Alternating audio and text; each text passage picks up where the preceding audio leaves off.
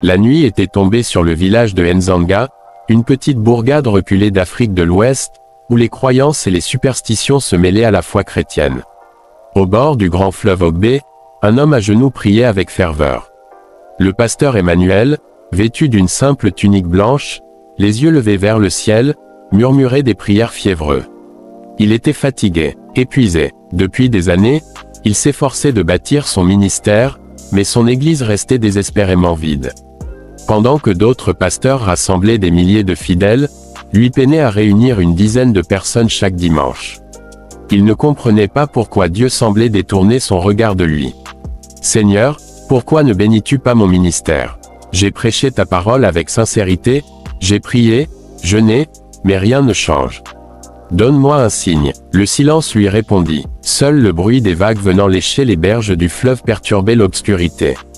Il sentit une larme rouler sur sa joue. C'est alors qu'un bruissement étrange se fit entendre. Une onde agitait l'eau du fleuve, comme si quelque chose d'énorme bougeait sous la surface. Emmanuel recula, le cœur battant. Une brume épaisse se forma au-dessus de l'eau, et une silhouette émergea lentement. Une femme, non, une créature. Sa peau brillait sous la lueur de la lune comme si elle était couverte d'écailles dorées. Ses longs cheveux noirs flottaient autour d'elle comme des serpents de fumée. Ses yeux, d'un vert éclatant, hypnotisaient ceux qui les croisaient. Elle souriait. « Qui es-tu » balbutia Emmanuel en reculant d'un pas. La créature rit doucement, une mélodie envoûtante qui semblait s'infiltrer dans son âme. « Tu as appelé, et je suis venu » dit-elle d'une voix suave. Le pasteur sentit un frisson glacial parcourir son échine. « Je ne t'ai pas appelé, je prie Dieu, pas les esprits du fleuve. » coupa-t-elle en inclinant la tête. « Pourtant, tu veux que ton église soit remplie, n'est-ce pas? Tu veux la gloire, la renommée, le respect.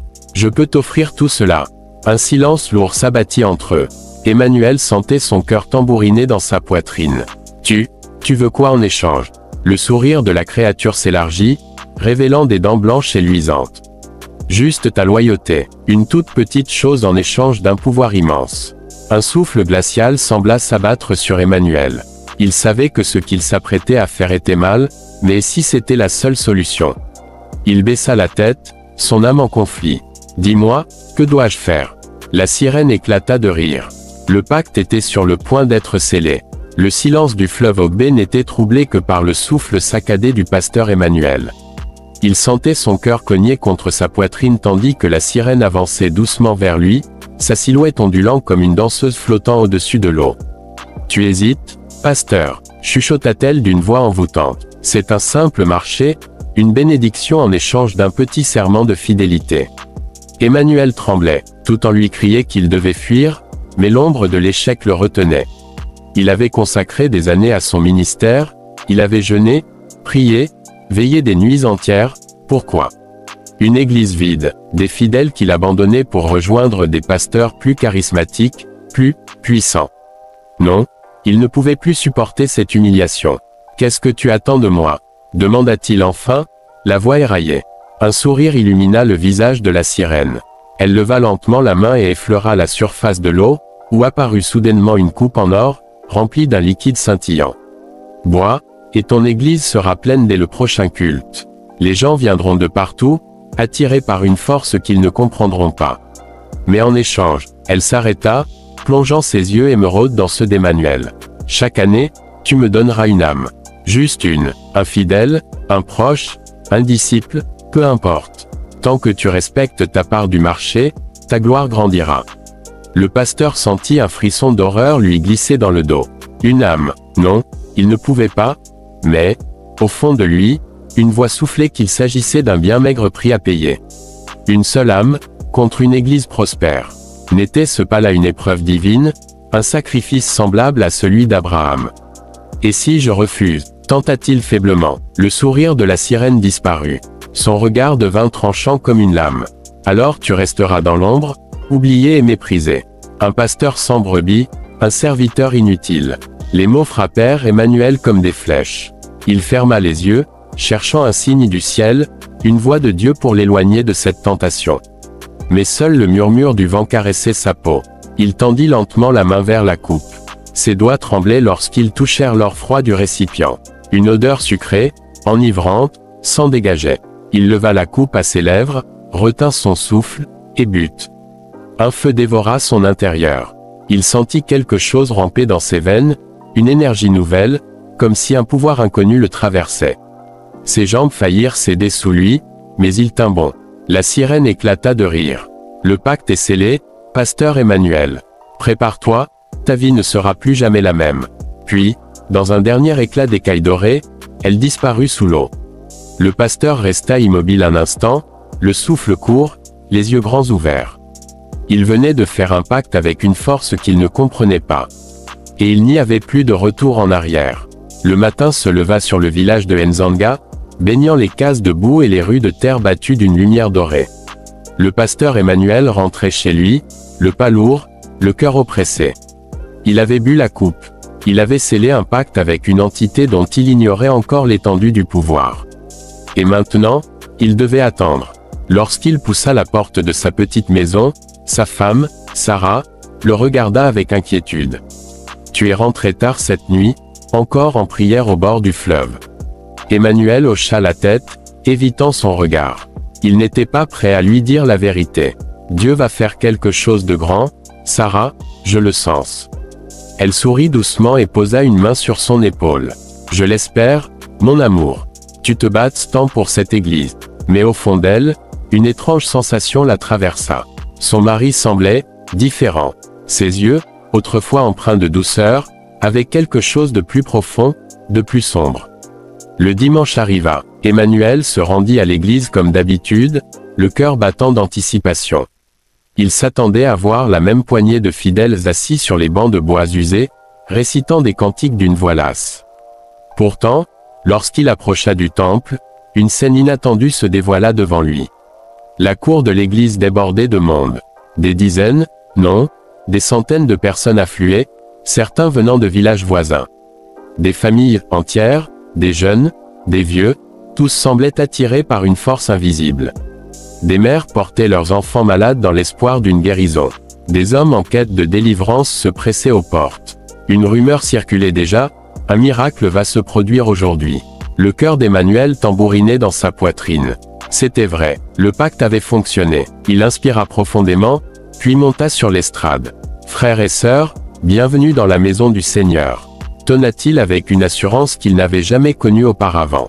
La foule répondit par des acclamations. L'énergie dans la salle était électrisante. Quelque chose de puissant flottait dans l'air. Lorsque le culte commença, Emmanuel se sentit traversé par une force nouvelle. Ses prières semblaient plus intenses, ses paroles résonnaient avec une autorité surnaturelle. Et soudain, au milieu du service, une femme se leva en hurlant. « Mon fils, il voit !» Tous les regards se tournèrent vers elle. Elle tenait dans ses bras un enfant aveugle de naissance.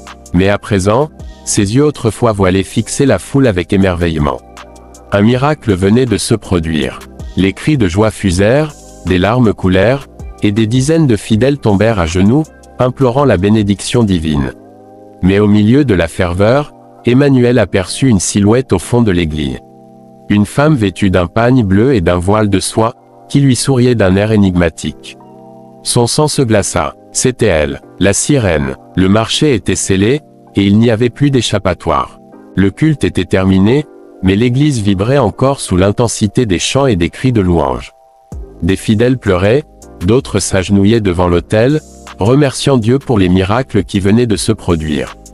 Emmanuel, lui, restait figé sur l'estrade, le regard fixé sur la silhouette au fond de la salle. La sirène, elle ne bougeait pas, son sourire énigmatique restait figé, ses yeux verts brillants d'une lueur malicieuse. Personne d'autre ne semblait la voir.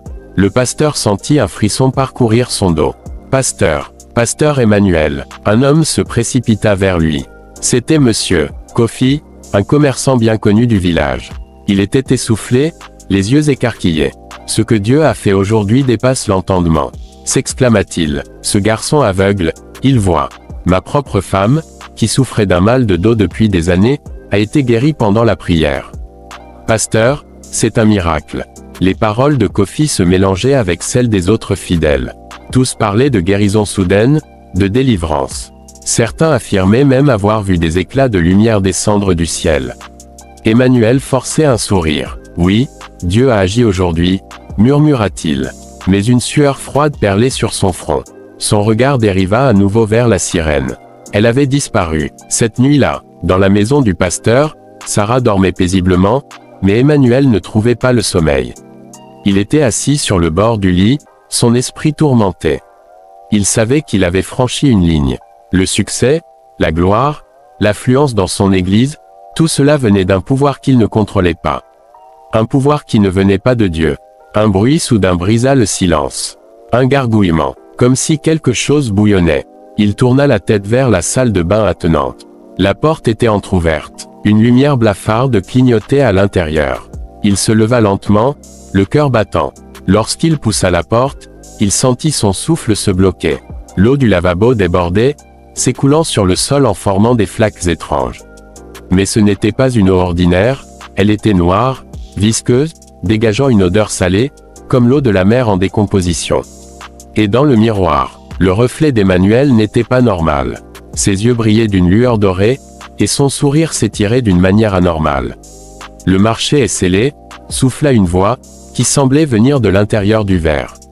Emmanuel recula d'un pas, le souffle coupé. Puis, sans prévenir, le miroir explosa en 1000 morceaux. Sarah se réveilla en sursaut.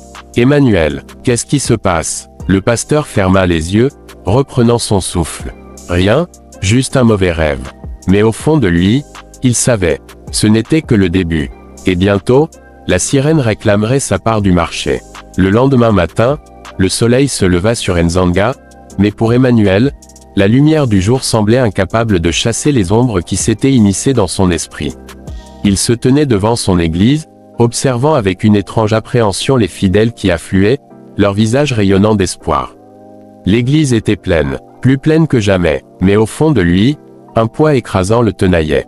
Quelque chose n'allait pas. Pendant le culte, la ferveur était à son apogée. Emmanuel prêchait avec une puissance qu'il ne comprenait même pas. Les gens tombaient en transe, pleuraient, tendaient les mains vers lui comme s'il était un prophète envoyé directement du ciel. Puis, au beau milieu du sermon, une sensation glaciale envahit l'église.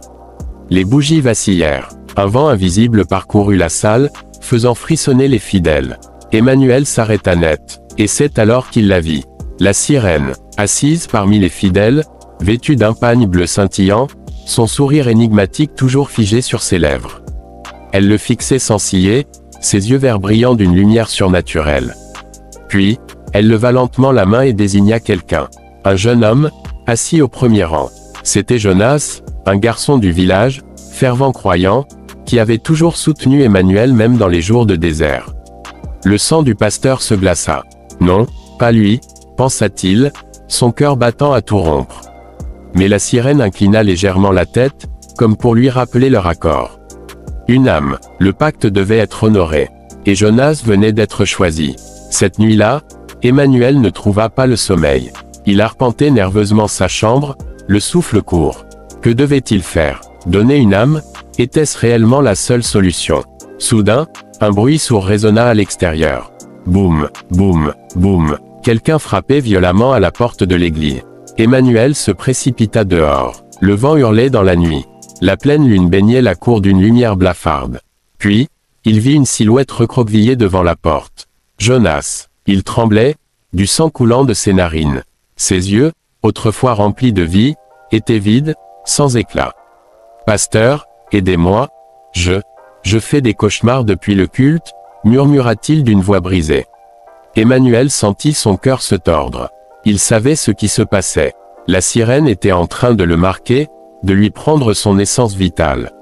Le pasteur voulait parler, lui dire que tout irait bien, qu'il fallait prier, mais une voix froide et douce lui chuchota à l'oreille.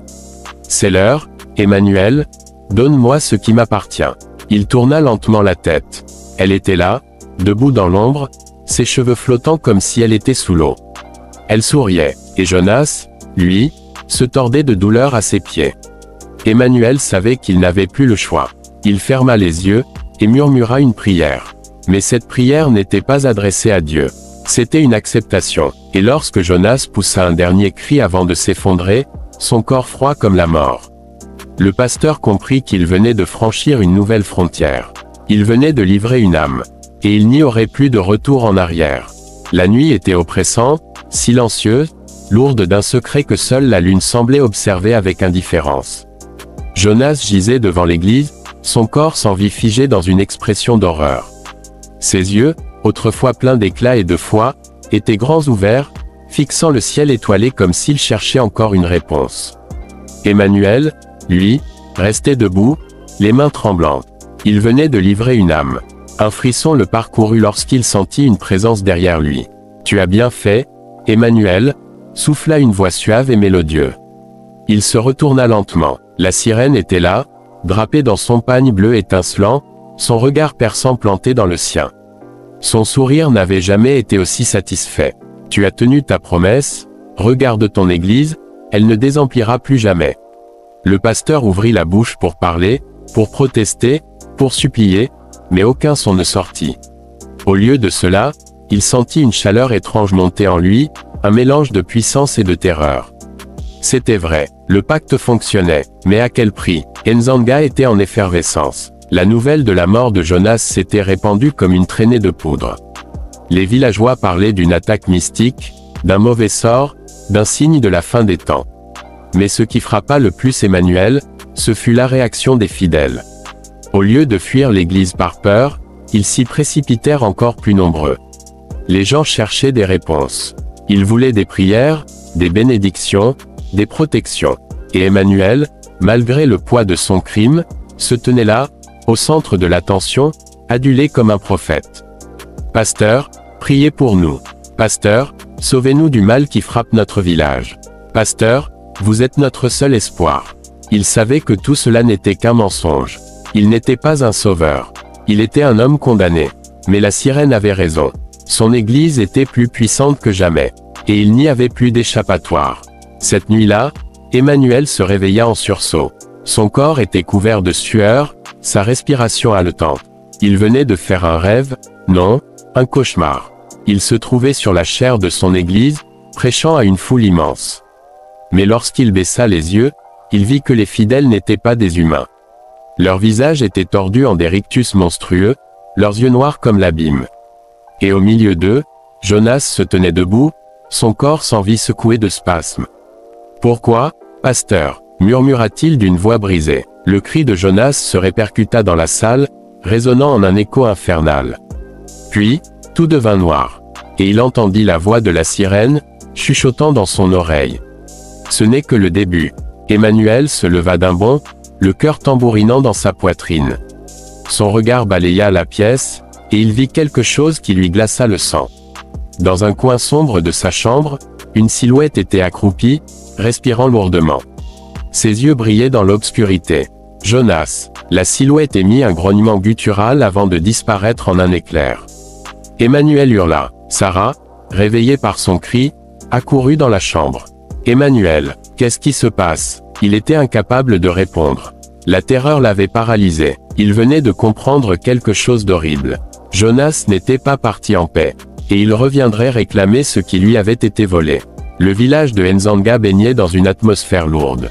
Depuis la mort mystérieuse de Jonas, quelque chose avait changé. L'air semblait plus épais, plus pesant. Certains habitants murmuraient qu'un esprit errant rôdait la nuit. D'autres racontaient avoir entendu des gémissements près de l'église. Mais le plus étrange, c'était Emmanuel. Depuis cette nuit où il avait vu Jonas, il n'était plus le même. Ses yeux étaient cernés, son corps amaigri. Il dormait à peine, hanté par des cauchemars qui semblaient de plus en plus réels. Il savait que l'esprit de Jonas n'était pas en paix. Et il savait aussi que la sirène ne le laisserait pas s'en sortir aussi facilement.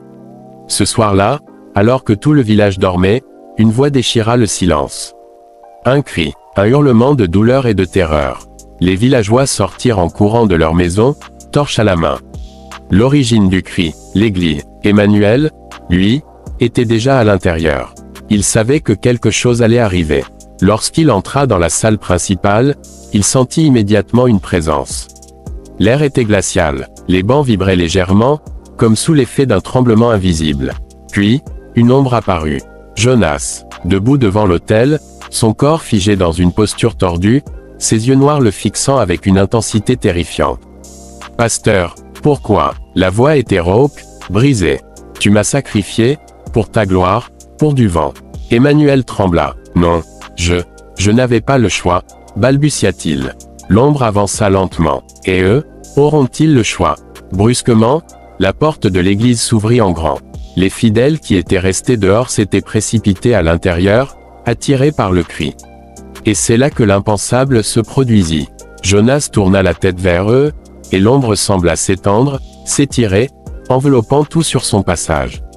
Les torches s'éteignirent, des cris retentirent, puis, un silence de mort.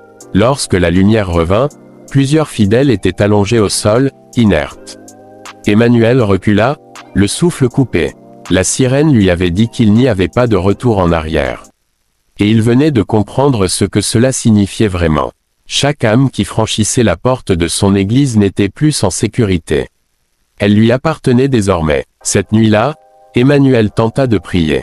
Mais ses paroles se perdaient dans le vide. Il se sentait abandonné. Ou plutôt, il savait qu'il ne pouvait plus s'adresser à Dieu. Il était damné. Et pourtant, la sirène, elle, continuait de sourire. Ne sois pas si abattu, Emmanuel, souffla-t-elle, apparaissant dans le reflet de son miroir. Ce n'est que le début de ton règne. Mais Emmanuel n'en voulait plus.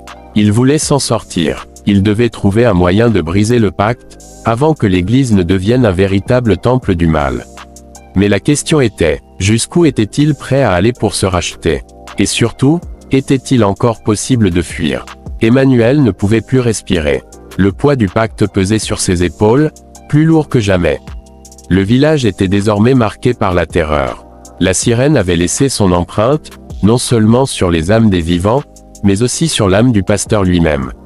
La lumière de son église ne faisait qu'accentuer les ténèbres dans son cœur. Mais dans l'obscurité, une lueur d'espoir persistait. Il savait qu'il devait briser le pacte. Mais comment? Tu sais bien que tu ne peux pas fuir, Emmanuel. La voix douce de la sirène se fit entendre, presque amusée, alors qu'elle se matérialisait devant lui. Elle portait toujours son sourire énigmatique, mais ses yeux étaient glacés, impitoyables. Tu pensais vraiment pouvoir me défier? Emmanuel se leva lentement. Son corps tremblait, mais il n'avait plus peur. Il était à bout, au bord du gouffre. Il n'avait plus rien à perdre. Je vais briser ce pacte. Les mots étaient prononcés avec une conviction qu'il ne ressentait pas vraiment, mais c'était sa seule chance de salut. La sirène haussait un sourcil, intéressée. Ah, briser le pacte, tu veux vraiment essayer? Elle s'avança vers lui, ses yeux brillant d'une lueur malveillante. Tu sais ce que cela signifie? Murmura-t-elle, se penchant vers lui, cela signifie que tu perdras tout. Un frisson glacé parcourut le dos d'Emmanuel. Oui, il savait, il allait devoir sacrifier tout ce qu'il avait construit, tout ce pourquoi il avait vendu son âme. Tu veux me défier, répliqua-t-il, défiant. La sirène rit doucement, un son comme celui du vent soufflant sur des eaux profondes. D'accord, pasteur, voyons si tu as la force de le faire. Elle leva la main, et soudain, une lumière étrange envahit la pièce, un faisceau presque irréel. Emmanuel sentit une douleur perçante dans sa poitrine, comme si ses entrailles étaient déchirées. Il tomba à genoux, sa vision se brouillant. Des voix, des murmures, l'environnaient. Des âmes perdues, des esprits tourmentés. Et dans cette lumière, il aperçut des ombres, des silhouettes d'âmes damnées, flottant autour de lui, leurs yeux vides et pleins de haine. Des âmes qu'il avait sacrifiées. Il se roula en boule, priant pour que cela cesse. Non, non, mais la sirène ne le laissait pas s'échapper. Elle avança vers lui, son regard noir plongé dans ses yeux. Tu vois, il est trop tard pour revenir en arrière. Son rire s'intensifia, résonnant dans la pièce comme une mélodie macabre. Au même moment, Sarah, la femme d'Emmanuel, s'inquiétait dans le village. Elle avait remarqué le changement de son mari, son absence dans les moments familiaux, sa distance. Elle savait qu'il luttait contre quelque chose qu'il ne pouvait pas partager. Alors qu'elle se rendait à l'église pour le retrouver, elle ressentit une sensation étrange, presque surnaturelle, l'attirant vers la porte de l'église. Elle poussa la porte, et immédiatement, une vague de froid l'enveloppa. Les bougies à l'intérieur vacillèrent, et l'église semblait plus grande, plus sinistre. Elle appela Emmanuel. « Emmanuel, où es-tu » Aucune réponse. Elle avança dans l'église, le cœur battant. Puis, elle aperçut une silhouette, Emmanuel, à genoux, son corps secoué de convulsions, les yeux écarquillés d'horreur. Elle s'approcha précipitamment, mais avant qu'elle ne puisse le toucher, la sirène apparut. « Tu ne peux pas le sauver, Sarah. Il m'appartient maintenant. » La voix glaciale de la sirène faisait trembler Sarah, mais elle ne recula pas. « Je n'ai pas peur de toi, » cria Sarah. « Emmanuel, nous allons sortir d'ici. » La sirène fixa Sarah, une lueur d'amusement dans ses yeux. « Tu veux me défier? Regarde-le. Il est déjà perdu. » La sirène tendit la main, et des ombres noires surgirent du sol, se dirigeant vers Emmanuel, mais Sarah, dans un élan de courage, se jeta entre lui et les ténèbres. Elle tendit les bras, implorant une force invisible, une prière silencieuse. « Dieu, sauve-nous, sauve mon mari !» Une lumière éclatante envahit soudain l'église, repoussant les ombres, forçant la sirène à reculer. La voix douce, mais ferme de Sarah résonnait à travers la pièce. « Il est trop tard pour toi, sirène. Tu n'as pas de pouvoir ici. » La sirène, déstabilisée, fixa Sarah d'un regard rempli de rage. « Tu crois vraiment que Dieu pourra te sauver? » Mais avant qu'elle ne puisse répliquer, un bruit puissant se fit entendre, un éclat de lumière aveuglant. Un éclat de vérité pure. Et dans cet instant, Emmanuel sentit la pression du pacte se relâcher, comme si un fardeau qu'il portait depuis des mois se brisait. Le pacte était rompu. La lumière éclatante qui avait envahi l'église ne semblait pas vouloir s'éteindre. Emmanuel se tenait là, à genoux, les yeux fermés, tandis que la douleur se dissipait lentement, comme un poids qu'il portait depuis trop longtemps. Les ténèbres qui l'avaient enveloppé se retiraient, mais la présence de la sirène ne faisait qu'intensifier la peur qui bouillonnait dans son cœur. Sarah, debout, les bras levés en signe de défense, ne relâchait pas sa prière. Ses paroles s'élevaient vers le ciel, comme une invocation de toute la force divine qu'elle avait en elle. Ses yeux brillaient d'une détermination qu'Emmanuel n'avait pas vue depuis longtemps. La sirène recula, son corps se contorsionnant, comme si elle était étranglée par une force invisible. « Tu as osé me défier, humaine !» hurla-t-elle, sa voix remplie de colère et de douleur. Elle fit un pas en avant, et les ombres qui l'entouraient se déployèrent, menaçant de tout engloutir. Mais Sarah, sans hésiter, plaça sa main droite devant elle. « Tu n'as plus de pouvoir ici. » La sirène émit un cri strident, déchirant l'air autour d'elle. Elle avait l'air de se tordre sous l'effet de la lumière pure qui envahissait l'église. C'était comme si la lumière elle-même était une arme spirituelle contre son existence maléfique. « Je suis plus qu'une simple créature des ténèbres, » dit la sirène dans un souffle, les dents serrées. « Je suis la reine des abysses. Vous ne pouvez pas me détruire. » Mais Sarah, d'un geste ferme, s'avança. Elle posa la main sur Emmanuel, le regardant droit dans les yeux. « Non, tu n'es pas une reine, ni une déesse, » dit-elle d'une voix calme mais pleine de conviction. « Tu es un être maléfique, et ton temps est révolu. » Les ombres autour de la sirène se dissipaient, englouties par la lumière sacrée. Le corps de la créature se flétrissait à vue d'œil. Les écailles qui ornaient sa peau se détachaient, tombant comme des pierres brûlantes. Les bras tendus vers eux, la sirène hurla une dernière fois, mais c'était un cri de frustration, pas de triomphe. « Je suis maudite !» Un éclair de lumière purifiée jaillit de la main de Sarah, frappant directement la sirène. Le monde sembla suspendu un instant, et le sol trembla sous leurs pieds. Puis, dans une explosion de lumière, la sirène disparut, emportée dans une déchirure dans le tissu même de la réalité. Un silence pesant s'abattit sur l'église. Emmanuel se redressa lentement. La douleur qui avait envahi son corps pendant si longtemps semblait se dissiper. Il se sentait vidé, mais libéré. Les fidèles qui étaient restés dans l'église observaient la scène avec des yeux écarquillés. Il n'y avait plus de présence maléfique, plus de terreur, juste une paix étrange. Mais l'air restait lourd, comme si quelque chose de fondamental avait changé. Sarah s'approcha d'Emmanuel, qui se tenait là, comme un homme qui venait de se réveiller d'un long cauchemar. Elle l'enlaça, les larmes aux yeux, mais ce n'étaient pas des larmes de peur, ni de douleur. C'étaient des larmes de libération. « Emmanuel, tu es enfin libre » souffla-t-elle. Il ferma les yeux et la serra contre lui, comme pour se convaincre que tout cela était réel. Mais le chemin de la rédemption ne s'arrêtait pas là. Il savait que, malgré la disparition de la sirène, les péchés qu'il avait commis ne s'effaceraient pas si facilement.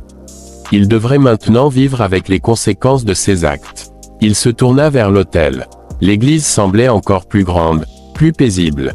Les voix du mal s'étaient dissipées, mais Emmanuel savait que la route vers la paix intérieure serait longue et semée d'embûches. Il se tourna vers les fidèles, qu'il observait désormais avec une nouvelle lumière dans leurs yeux. Il n'était plus le pasteur qui avait vendu son âme pour le succès. Il était maintenant un homme qui avait payé le prix de son salut, un homme qui avait retrouvé sa foi. « Je suis désolé, pour tout, » murmura-t-il. Un silence lourd envahit la salle, mais cette fois, ce n'était pas un silence de peur. C'était un silence de compréhension. Et dans ce silence, il entendit une voix, douce et familière, lui dire « Tu as été sauvé ». Il tourna la tête. La sirène n'était plus là. Mais il savait que quelque part, au fond de son âme, il avait retrouvé une part de sa propre lumière. Et peut-être que, finalement, la paix n'était pas une destination, mais un voyage. Vous pouvez nous soutenir en vous souscrivant à notre chaîne YouTube, pour un abonnement d'au moins $1 ou €1 minimum. C'est simple, clique sur le bouton « Souscrire » ou le lien juste en dessous de cette vidéo et choisis le niveau qui te convient. En plus, cela me permet de continuer à créer des histoires encore plus grandioses pour toi. Alors, on se retrouve tout de suite dans l'espace des membres et crois-moi, la prochaine histoire que j'ai réservée pour toi va te laisser sans voix. Si vous voulez des livres sur des contes, des histoires et des livres sur comment générer des images ou des voix avec l'intelligence artificielle, tous les liens dans la description. Abonnez-vous, aimez et partagez, pour ne rien rater de nos prochaines publications. Activez la cloche de notification.